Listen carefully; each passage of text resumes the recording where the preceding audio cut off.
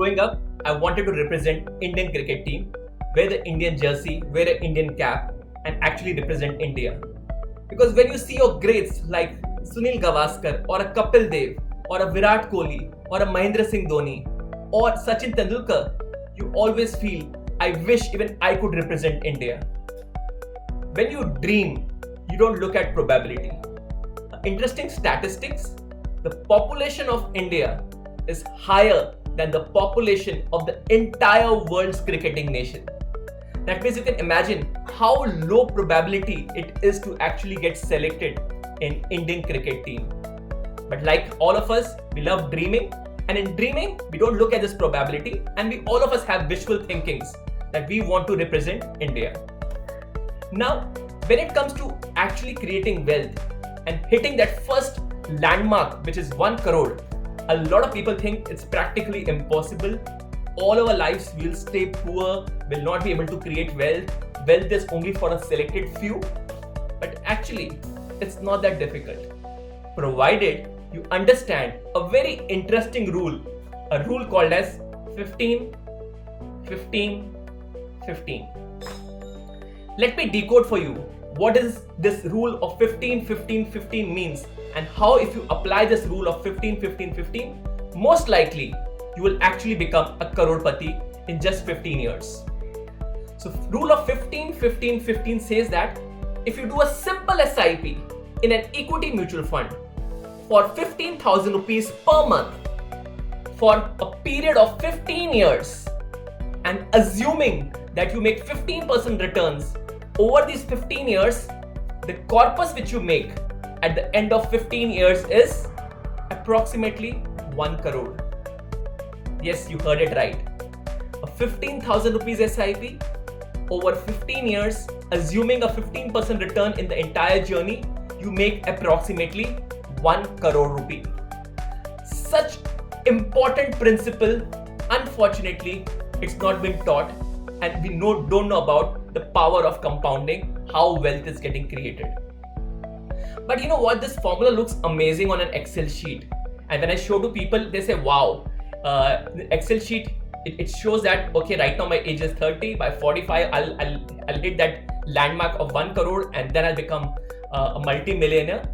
These formulas look very good on an Excel sheet, but then they have their challenges. And let me explain you the challenges in all the 3 15s.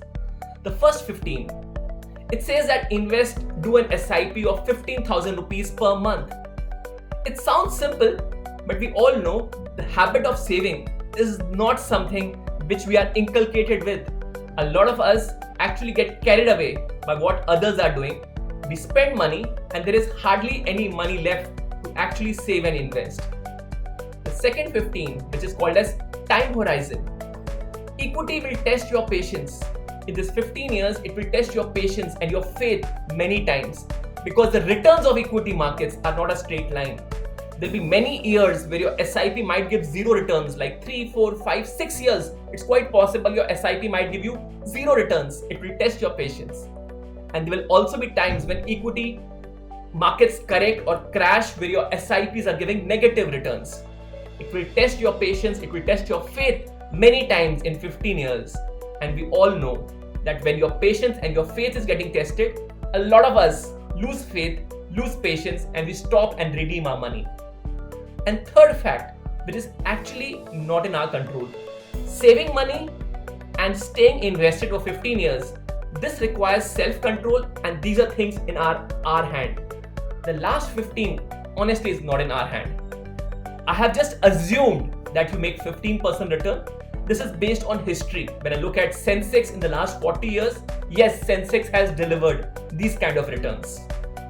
Does it mean that the Sensex will also deliver these kind of returns in the future? I don't know. Most likely it should. Let's assume it gives 15, then wow, I make 1 crore. If I make more than 15, then it's awesome. But now the question is, what if I get low returns? What if I get 14 or 13 or 12 or maybe 11, 10 or 9? Obviously the returns part is not in my hand. What is in my hand is how much I can save per month in SIP and what is the tenure which I can do. So if in case I want to become a crorepati, and I don't want to depend only on the last factor, which is called as returns, I will focus on two things. I will increase my SIP amount, and second, I will increase my tenure, because these are the only things in my hand. Now, does that dream of becoming a crorepati seems impossible? I'm very sure it seems very much possible. Remember the rule of 15, 15, 15? A simple SIP of 15,000 rupees done for 15 years. Assuming you get 15% return, you can become 1 crore, you can become a crorepati. Now also remember, building your first 1 crore seems difficult, but once that happens, because of compounding, because of your time, it will be very easily your 1 crore will become 2 crores, then 5 crores and 10 crores. All you have to do is keep on increasing your SIP amount, keep on increasing your tenure, and don't worry about the third factor, which is called as returns, because honestly that's not in your hand.